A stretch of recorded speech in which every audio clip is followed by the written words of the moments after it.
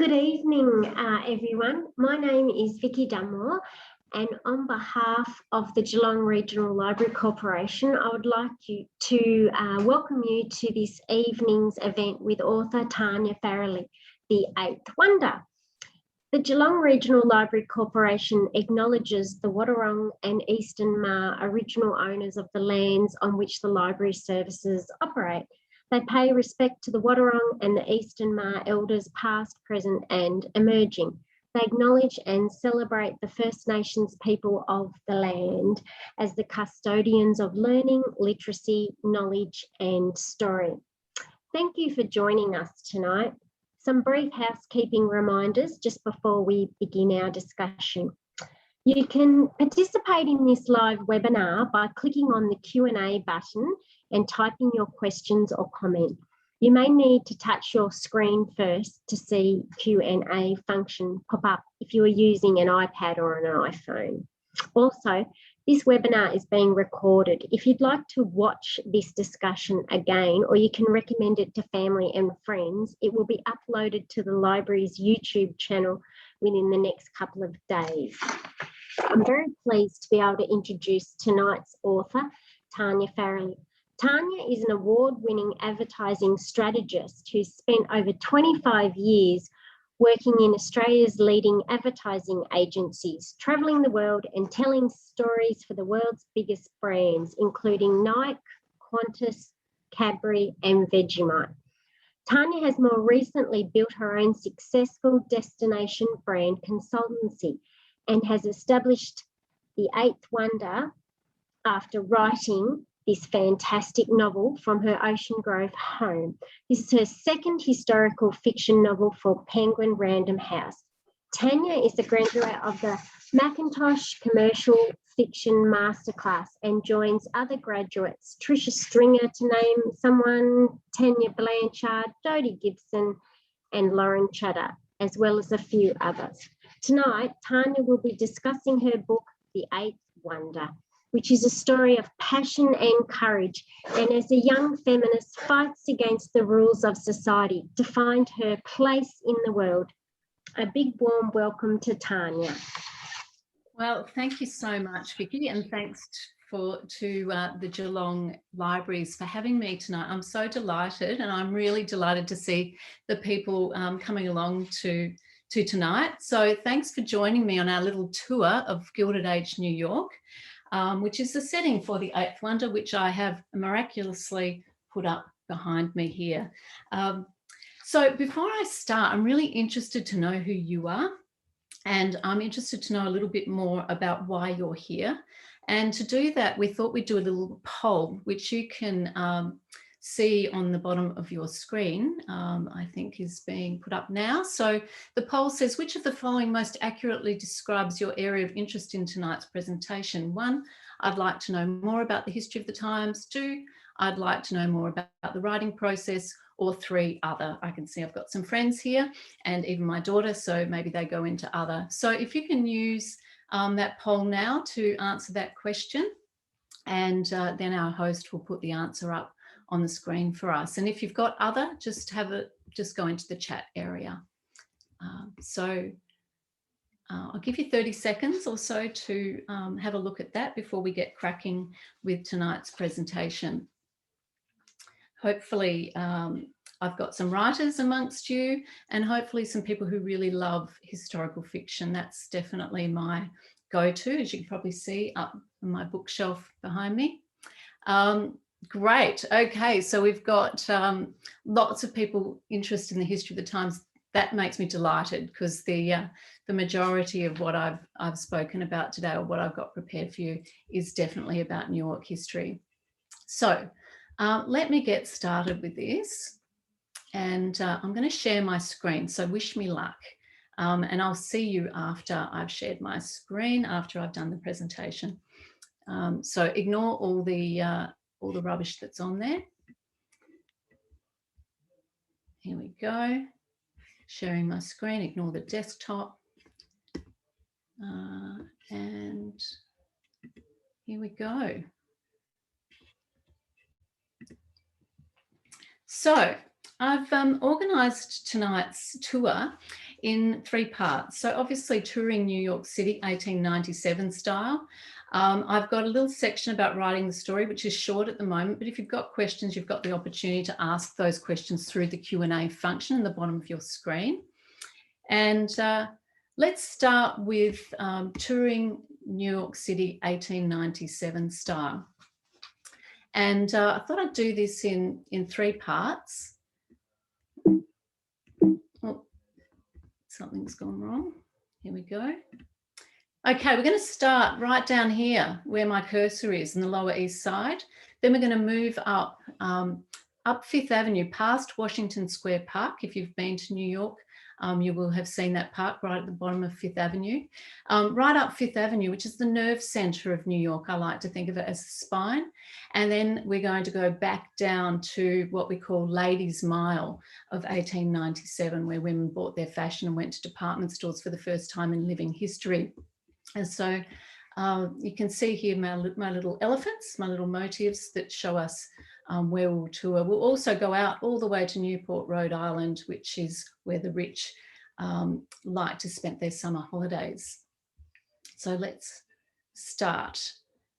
Oh, finally, we will also explore the Wonder Women of the Gilded Age, the women who actually changed history for us and started the suffrage movement along with their sisters in the UK and here in New Zealand and Australia. So we'll spend some time on them, that they are the sorts of women that Rose Kingsbury Smith, the heroine of my novel, is based on.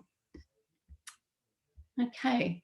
So starting at the very beginning, this is the backstory behind the story, really. And this is what got me inspired to write The Eighth Wonder in the first place.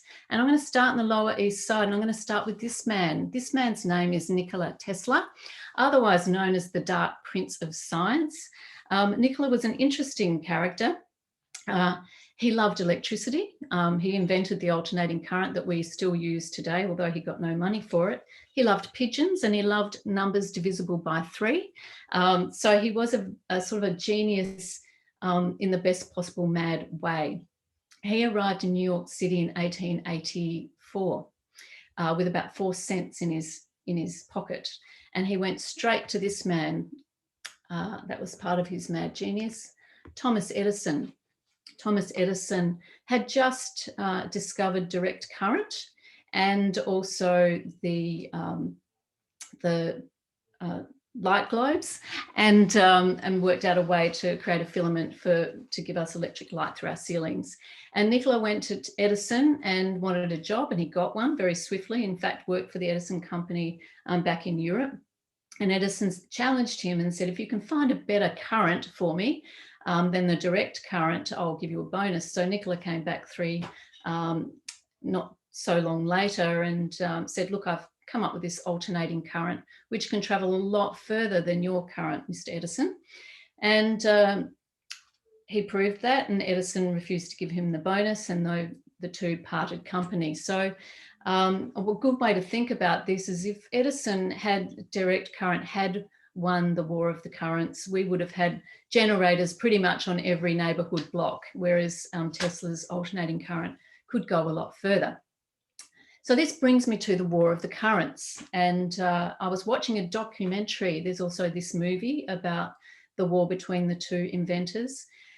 I was watching this movie, and the great casualty of the war was the animals. So the two inventors tried to discredit each other by electrocuting things to say how the other current was so dangerous.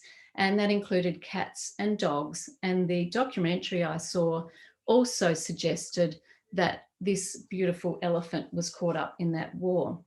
And in fact, Topsy the elephant in 1903 was led onto an executioner's stage. She did lift her feet for the copper-soled sandals to be applied, and she was unfortunately, sadly, horrifically executed in that time. And one of Edison's other inventions, the first movie camera, captured that on film. I've never watched it myself, but it stirred a great passion in me to learn more about the times and learn about what led to Topsy's fate. She was an elephant that was taken from Sri Lanka as a baby, and put through some pretty horrific training procedures, which we do cover in the Eighth Wonder. And she's the elephant for whom Daisy was modelled. And so it was with great respect that I looked into Topsy's background and the Gilded Age of New York. And about this time, 3 years ago, actually, I wrote this email or this text message to my friend in Adelaide and said, I think I've got an idea for a story. I just need a year to write it. And within a year, I had my first draft written, and then it took me a good 6 months to go through 500,000 edits to get it up to a good, reasonable stage. So that's who Daisy was modelled on. And you can see there she's, I told her Topsy's story, and so I've fictionalised that in Daisy's character. So I pretty soon after that put together an inspiration board of 1890s New York, and you can see here, we'll go into this beast here, which is a hotel, the Elephant Colossus, which is at Coney Island. The Brooklyn Bridge obviously had been up for 15, 20 years. This woman, her name is Julia Morgan. We'll talk about her later. Obviously, Topsy's there, and the streets of New York, which really captured my imagination, because New York back then was the crucible of world progress. You had people like Westinghouse, the Westinghouse that we know today, Carnegie, Pulitzer, Hearst, Twain, Edison, Tesla, all walking the streets daily, developing business, or JP Morgan, developing business in their men's clubs, to which women were not obviously allowed. And we'll come to that later too. But it was the crucible of world progress. We had the industrialization of the workforce, railways, oil, finance, steel. We had Harry Houdini performing at the Bowery or at Coney Island, and we had skyscrapers. So the emergence of skyscrapers and the emergence of these tall towered architecture pieces that we could now build because of the manufacture of steel. It also heralded the emergence of the top floors of buildings being actually attractive to people. Up until then, they were where the poorest people lived. And Otis developed his elevators. And so things got bigger and better and taller. And it's into this world that my heroine, Rose Kingsbury Smith, steps. Now, our first stop on our tour is the Lower East Side. As I talked before, this is where Edison arrived, and he came down to the Lower East Side to see Edison, who was around about down here with his electric illumination company, got his job. Now, the Lower East Side was the home of the immigrant. New York City's population quadrupled in 40 years after the Civil War. And immigrants in this area were all bundled together because it was the cheapest accommodation, and that accommodation was owned by the rich people up Fifth Avenue. And you can see here in this picture, there was, you know, cars weren't invented, obviously, limited electricity, but, you know, horses, wagons, street sellers, pushcart vendors. There were people hauling, schleppers hauling fabric uptown for the manufacturers. There was live animals being sold, pigs trotting the streets, rats, all sorts of pretty horrible stuff going on in terms of vice, and also just people trying to eke out a living.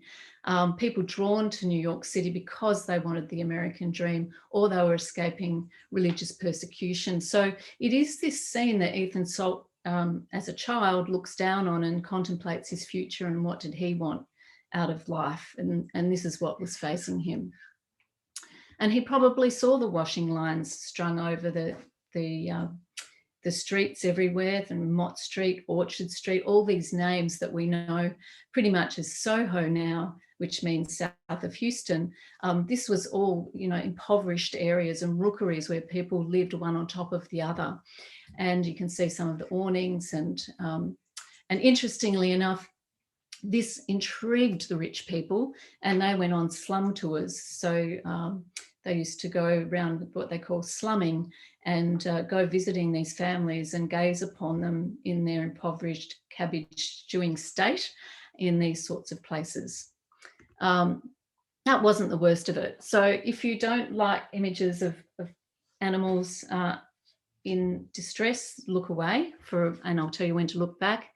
But this is a picture, very famous image to anyone who studied New York, of a horse being left to die in the streets. Now, you know, horses were completely commonplace. 160,000 horses were in New York City alone, and these children are just taking its death as a commonplace occurrence. Luckily, the ASPCA, who also we cover in the Eighth Wonder, turn their attention to beasts of burden and also help. You can look back now if you've looked away. And they started to rescue horses and rehabilitate horses or give them a humane ending, as they did also with the dogs and cats that roamed the streets. Other than that, it was pretty grim stuff. So the ASPCA were coming to the fore as well, led by Henry Burr. Anyway, that's a whole nother story, but they got involved in all sorts of things, including, you know, people doing bad things in the circus and trying to recover exotic animals from very odd places. And if you're a child, you actually fared no better than a beast of burden. And a lot of these places in the Lower East Side, you can see children here making cigars in their family home, or you became a newsie, you were out in the streets, getting up at 4 a.m, running down to Park Row, where all the newspaper buildings were, waiting for the newspapers to spit out, and having your patch. And woe betide any newsie who got out of his patch, because they would have the thugs of the newsies to deal with. These little boys here are boot blacks, and these little boys are probably newsies and orphans, and they would go and sleep in areas above basements where kitchens had warm steam coming up through the grates, and they would sleep there. So pretty grim stuff. And this is where the Belinsky family in the Eighth Wonder, this is where they lived and where they eked out their living, and where Petra came from. And speaking of Petra and her role as a seamstress, a lot of the women were working in manufacturing industries like this sort of garment manufacturing. And this is actually not a bad factory. You can see they're all shoved in like a rookery, but they've got windows here at the back. They've got their foreman watching over them, but they were lucky. They were the lucky ones. There's enough light, air and ventilation there. Some employers like to cover up the windows so the women couldn't actually see out, see what time it was. They'd wind back the clocks. One drop of blood on a piece of fabric might cost half a day's pay. 2 drops, they might lose their job. So you can see it was pretty grim in this area. So we move now uptown into up Fifth Avenue here, through Washington Square Park, which I'll come back to, designed by Stanford White, right up to the top end of Fifth Avenue. Now I'm taking you in a lovely little handsome cab. So this is what you got around in the day. And what you'd see are these beautiful Murray Hill brownstones, lots of different brownstones around the place, designed in an Italianate Renaissance style. This is where I imagined Rose lived. Down here would be the kitchen and the scullery, and up here the parlours and drawing rooms and the bedrooms and the servants' quarters further up again. So that just gives you a sense of situating yourself in Rose's world. But what people came to see were the Vanderbilt mansions and the great mansions up Fifth Avenue. So it was who could outdo who. They all the rich people aspired to be European, spent a lot of their time in Europe, traveling around Paris. And you can see this beautiful Vanderbilt chateau. This picture's a little bit older. You can see there is a car in this picture, but also a tourist bus coming to look at this chateau. Probably about 160 rooms involved, millions of dollars. So a great example of the mansions of the Gilded Age. And inside was like a museum. So massive chandeliers, Some would have stuffed animals. You can see the galleries here. Sometimes these people even opened their salons to the public because they were the closest thing to an art gallery that people had. And they dine at the Waldorf. So here's the Waldorf. Right before this story was built next door, and the Waldorf is the scene also of the Bradley Martin Ball, which was a real ball hosted by Cornelia Bradley Martin in 1897, and she spent about $9 million in today's money on that ball. So it was incredibly ostentatious and real sign of the times, and this is when other people in the Lower East Side were struggling. Now, she contended that she only put the invitations out in January for a February ball, which was unheard of, a masquerade party. And she contended that she did this to help the poor of the Lower East Side so they could whip up some costumes for the rich people, so the rich people didn't go to Paris to have their costumes made. Inside the Waldorf, we have the South Palms room, just one of the amazing rooms there. Again, another scene from The Eighth Wonder, the Bradley Martin Ball, is partly held there. And this is where Oscar of the Waldorf would have served his famous salad. And this is the sort of get up that they went around in at these parties, these masquerade parties. And this man here is one of the most famous architects of the time, Stanford White, a rogue, a scandalous man, a scallywag. He, apart from being an incredible Beaux-Arts architect, he actually would have been in trouble had he been alive today with the Me Too movement, if you get my drift. He designed Madison Square Garden, the Bowery Savings Bank, and the Washington Square Arch, as I mentioned before. But let's take a reality check for a moment, because this is all well and good in winter when the streets are quiet and everyone's indoors. But imagine summer in New York, 35 degrees Celsius day, humidity pouring in, and 160,000 horses trotting around on the streets. That equates, and I took this from New York Museum, each horse would excrete around 22 pounds of manure per day, so 10 kilos. And you can see over 3 million pounds would be lining the streets every day. It wasn't a pleasant place to go. So where did these rich people go? Well, they went off to Newport, Rhode Island. And so this is another Vanderbilt mansion, the Breakers in Newport. And I took this picture while I was in New York, in Newport, Rhode Island. Incredible mansions, and they were used for 12 weeks of the year. So the rich would spend 3 or 4 months over winter, over their social season in New York.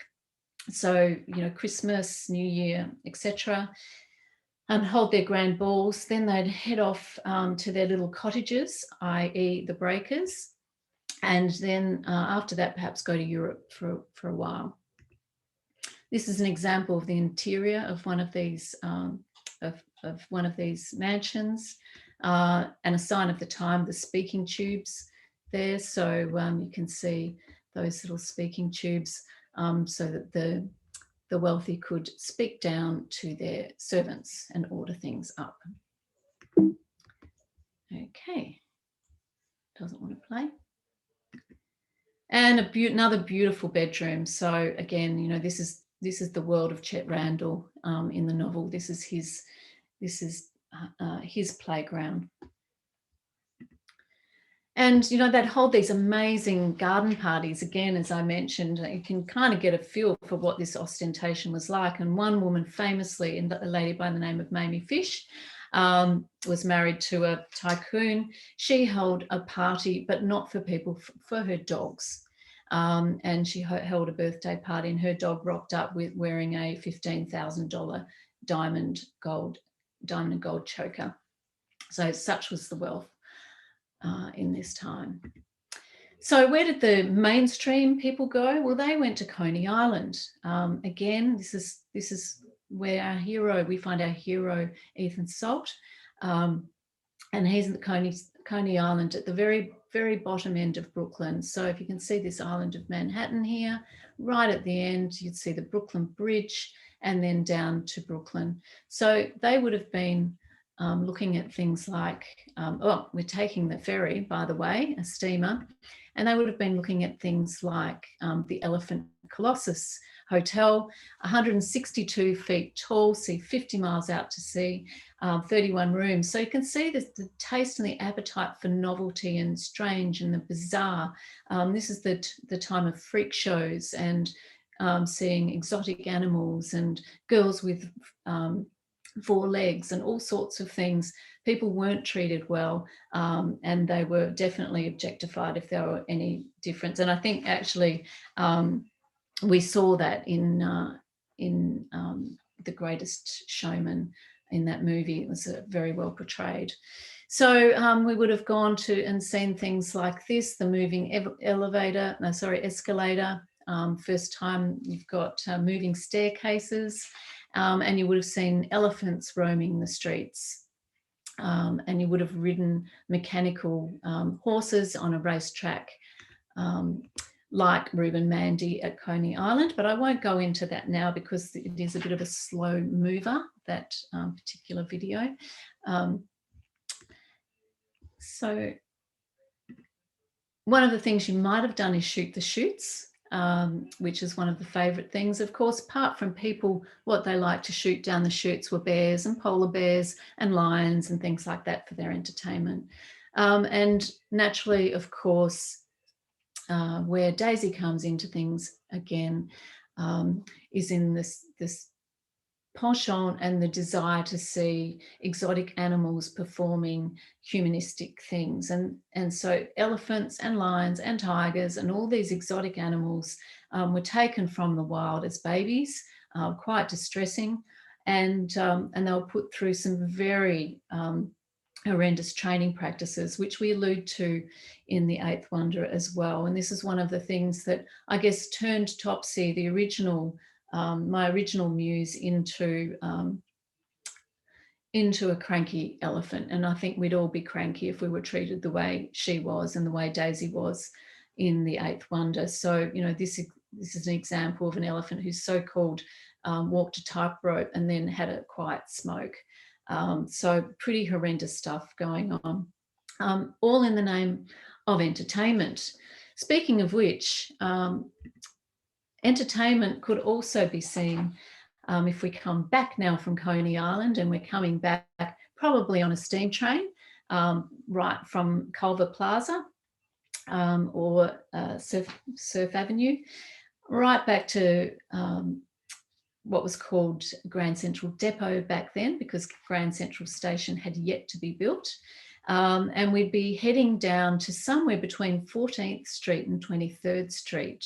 And there was a trapezoid shape that women, it was called Ladies' Mile because women like to go there. Obviously, for the first time in history, you've got the emergence of grand department stores like mini cities, with everything from music departments, sheet music, new Berliner gramophones. You've got what we call fast fashion now, but people being able to order fashion off the racks, indoor cycling velodromes, and I'll show you an example of that in a moment. But let's also remember that women at this point in time didn't have much else to occupy themselves unless they were the impoverished in the Lower East Side. So women after marriage were basically civilly dead. They had fewer rights than the family pet. They had no legal identity separate from their husbands. They were unable to sign contracts, own property, obtain access to education, obtain divorces easily, gain custody of their children after divorce. And this is where the story evolves in The Eighth Wonder to the settlement house movement, which I'll come on to in a moment when we talk about the Wonder Women of the Gilded Age. But for now, we're in Ladies' Mile, and this is where the emerging middle class went to shop. And we're taking the elevated railroad.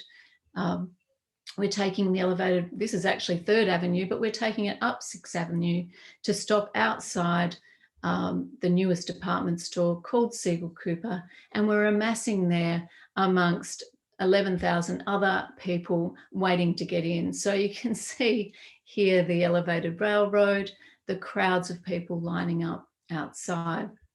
And when you walked in, as I said before, you'd see these beautiful marble staircases. We do have a scene in The Eighth Wonder where Rose is running up the staircase, but then meets her friend later.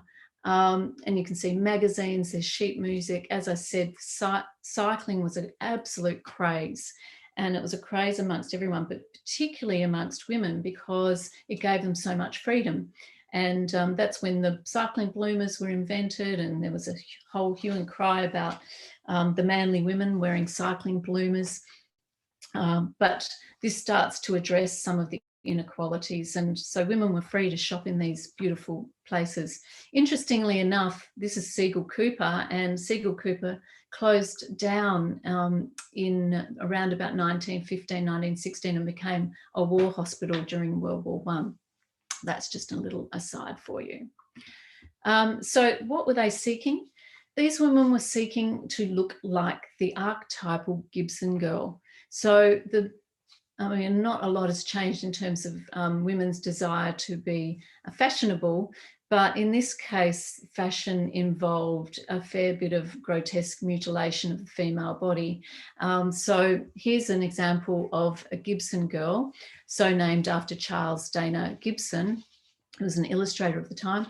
The bouffant hairdo swept up in a bun, and you've got the corsets made of various materials, constricting all of the breathing apparatus into tiny 18-inch waist. And it was very nice of the men at that time to put out fainting seats for women in public areas, public spaces, and along streets.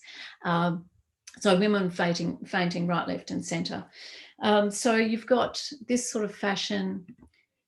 You've got, of the day, you had these beautiful, this is stunning, but leg of mutton sleeves, the tiny waist, and then sometimes towards the end of the 19th century, they did away with the bustle, but the bustle was also in.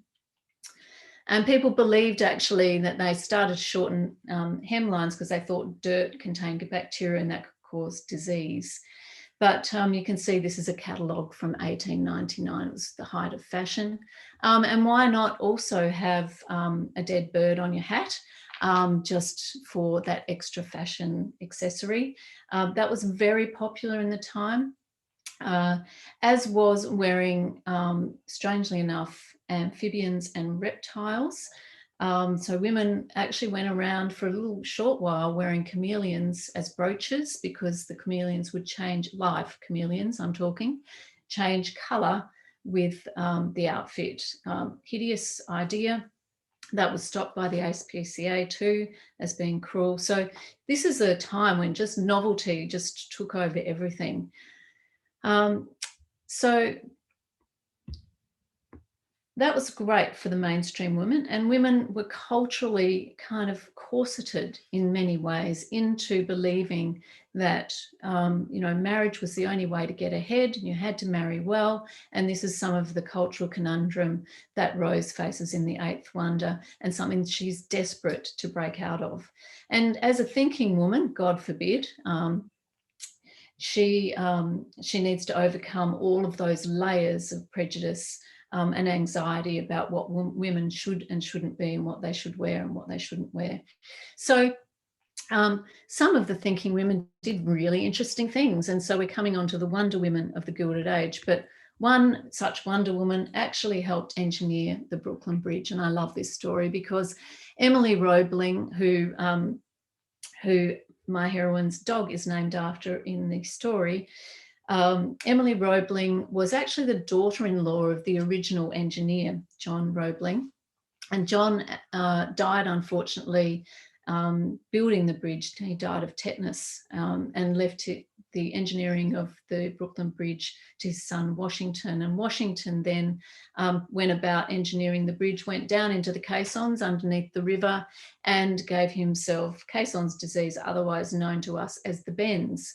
And last woman standing was Emily, who took it upon herself to build and finish the Brooklyn Bridge, deal with all of the powers that be in the city. And people were absolutely gobsmacked that a woman could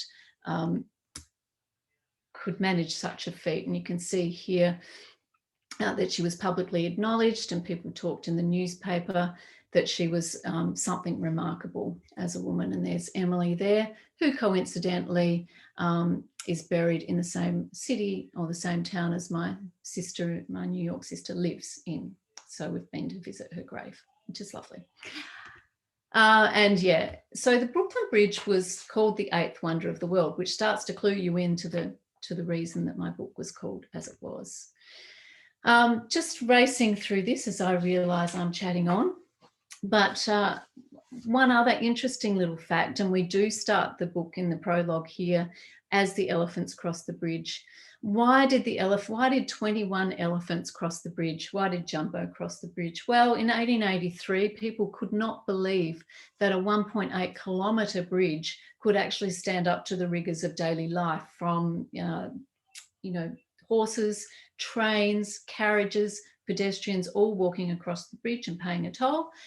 And there was a panic on the bridge and people stampeded, and so people stopped using it for a little while in 1883 until someone hit upon the idea of getting P.T. Barnum to weave some of his magic and have his elephants cross the bridge to prove it was safe for humans. And I opened the story of the eighth wonder at that moment in the prologue, when the elephants are crossing the bridge.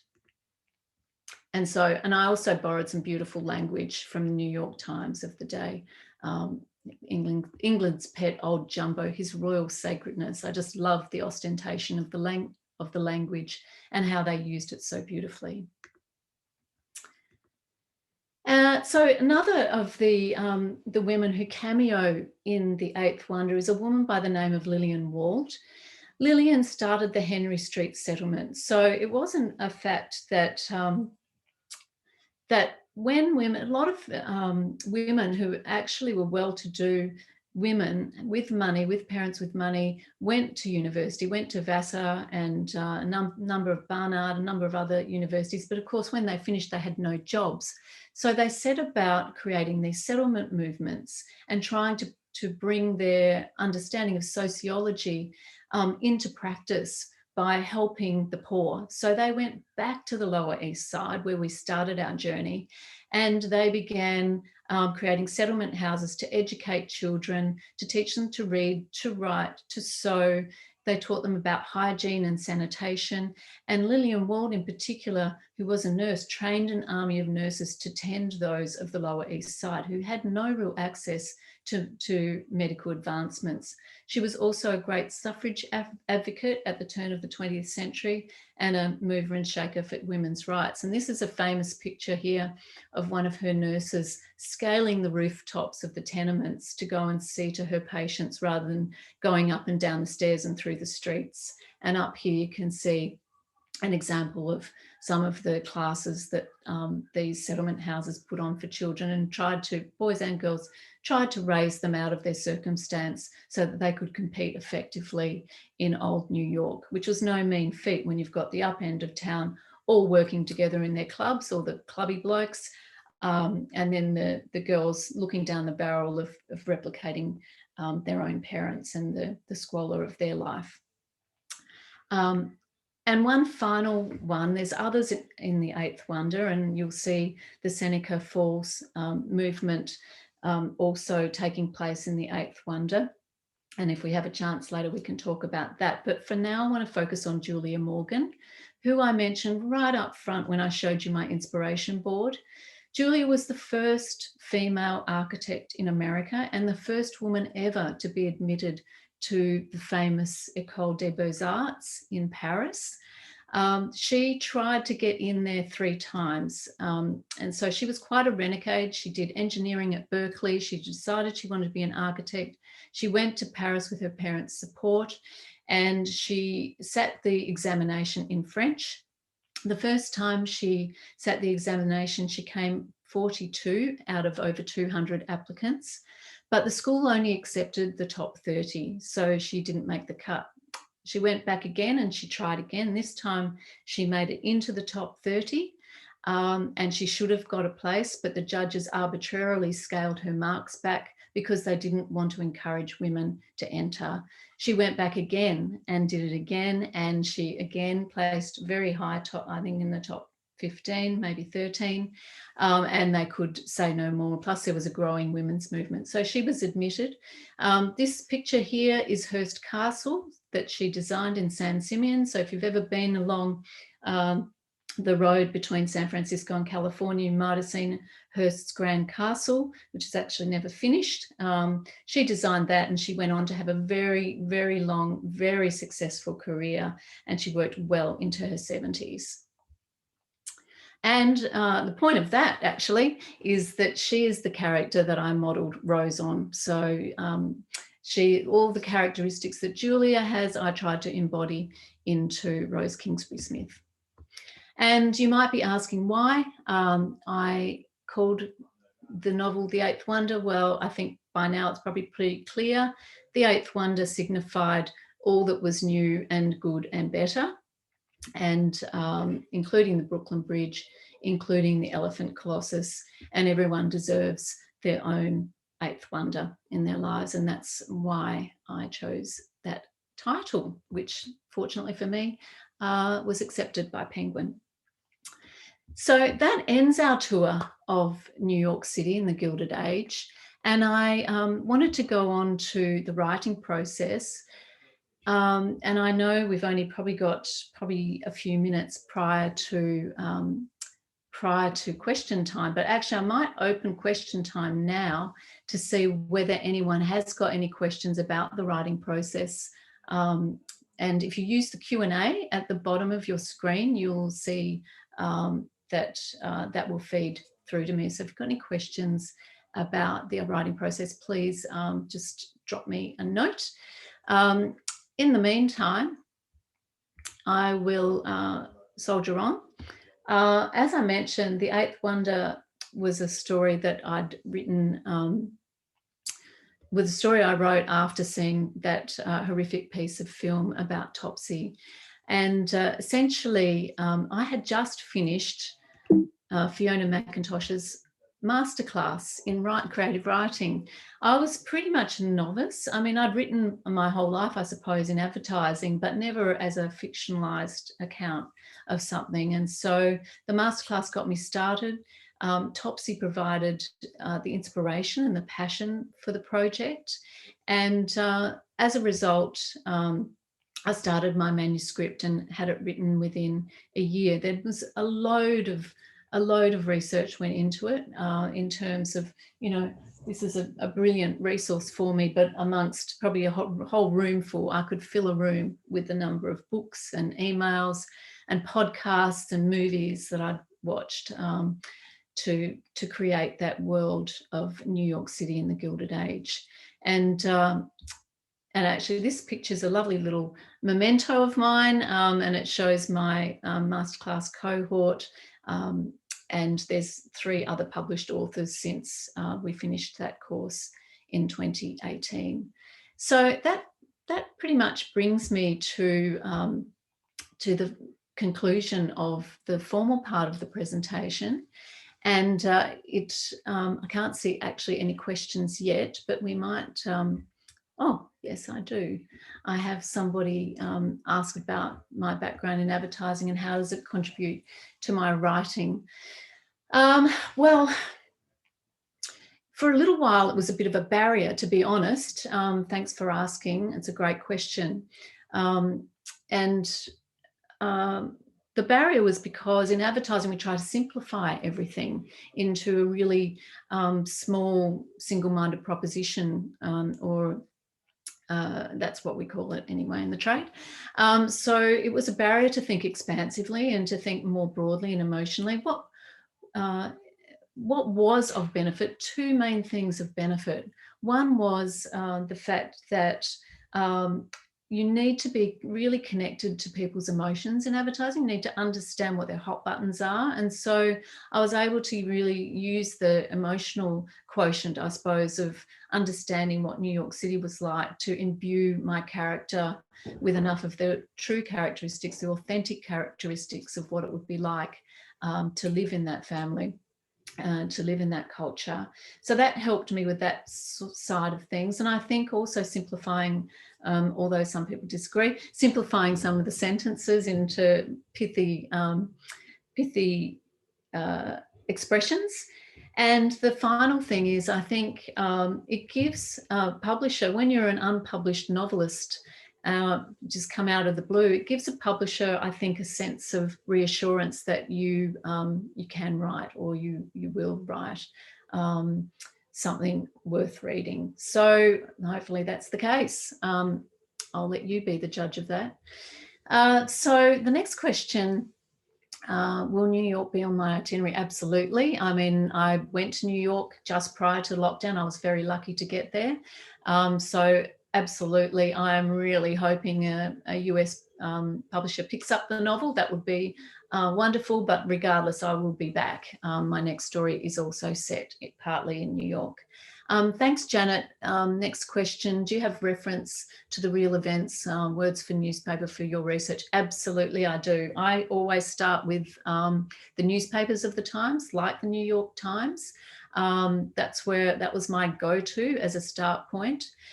And I read the accounts of the Bradley Martin Ball. I read the accounts of Jumbo walking across the bridge, and read a lot of stuff that I've left out of the book too. Go into archives and read. And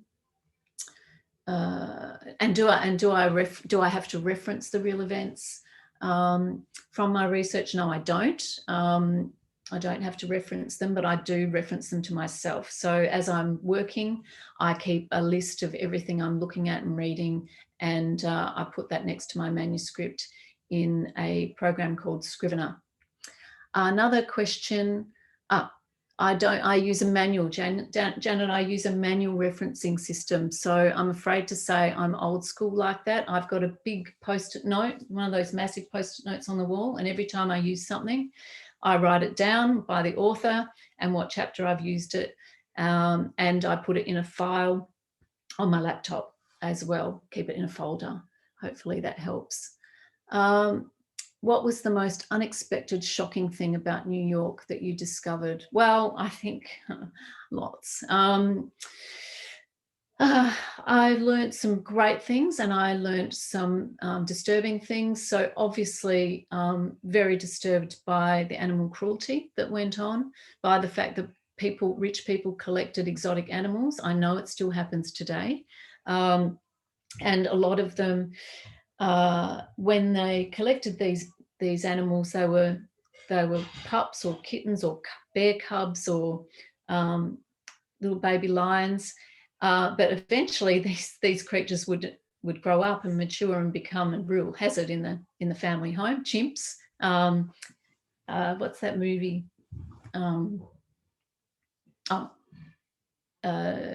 can't remember it. Anyway, there is a famous chimp's name that appears in one of the movies. So yeah, and they were dropped off at the Armory in Central Park. So if you ever go to the Central Park Zoo, you will see a big red brick building called the Armory. People would just toss their unwanted exotic pets there, and that's how the zoo started. So pretty amazing.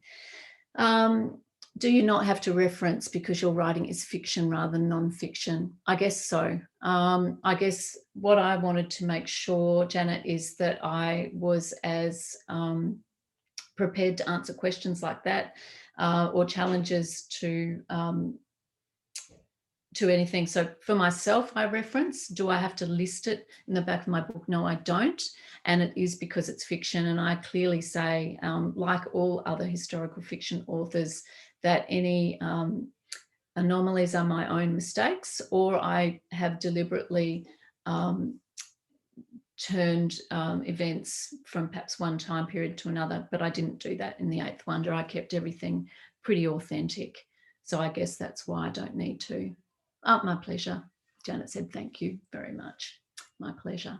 So I wonder if there's any other questions about the process or the content. And it looks perhaps like there is not. So with that, I will stop sharing my screen and take us back to to us. So I hope that you've enjoyed the presentation today, and that you got something out of New York in the Gilded Age. And it's a absolutely fascinating. Did I not have? I've got one more question. Did I not have to reference? Well, I didn't actually take copy from the New York Times. I read the New York Times and created the world from the reference material, which is what all historical fiction authors do: take real events and reimagine them. Anne, this is one of my best friends in the whole wide world, has asked me a question. Are you writing another book, and when can we look forward to it? Yes, I am. I'm in the throes of writing a book that's set in 1917, 1918, when America finally entered World War I. And it's also at a time that the Spanish flu hit the world. And so we've got that on the go, and that's, I'm not due to hand that in till next year. So thank you for asking, Anne, and thank you for coming. And Donna has said, I love the book. What has other feedback been? Has any of it surprised you? That is a brilliant question. And Premila, I hope I said your name correctly. Oh, thank you. What an amazing job. Yes, Janet, the book is in the Geelong Library, and it's also for sale everywhere. So feel free. So Donna, thank you. The other feedback, I've had generally really positive feedback. People have really enjoyed the history. It's something different from World War II, I think, has been a lot of the commentary. I have loved to take events that ordinarily would not be connected, like suffrage, like animal rights, like New York City in the Gilded Age, and show history through the eyes of a female protagonist. So that's been a real joy. Some of the feedback that surprised me, I don't know necessarily. I suppose, it depends. I suppose I'm looking for my audience, my historical fiction audience, and most of the feedback, as I said, has been extremely positive. Lots of very good reviews on Goodreads, which if you do read it and you do enjoy it, please leave a review there. Some people just didn't gel, just didn't vibe with the suffrage movement, or didn't like historical fiction. I don't know, but now if you do love the book or enjoy the book, it would be great to get a great review. It helps debut novelists like myself to get attention, and if you don't like it, well, then discretion is the better part of valor. That's what I always say. So thank you, everybody. Really appreciate the people that have asked questions. It's such a joy to be able to talk about my book and my research, and it's a joy to be able to do it in Geelong with the Geelong Library. One last question from Dominique. I often get asked by my friends what your story is about, and there are many themes. I often struggle to sum it up in a paragraph. I would describe it as a one-woman struggle against the cultural confines of New York City in the Gilded Age, and her ability to create change by believing in herself. So hopefully that helps. So any other questions? Okay, so thank you very much, everybody, for having me, and I will just wrap up now by saying, yes, you can borrow The Eighth Wonder from all of Geelong's regional libraries. So that is fantastic. Thank you, Geelong, for having The Eighth Wonder available. You can also purchase a copy of the book from our bookseller, The Book Grove in Ocean Grove. You can buy that via their website, and the library will put up a link in the chat section for you to click through to if you wish to purchase. And on behalf of Geelong Regional Libraries, Thank you very much for joining us, and we'll say good night. Thank you.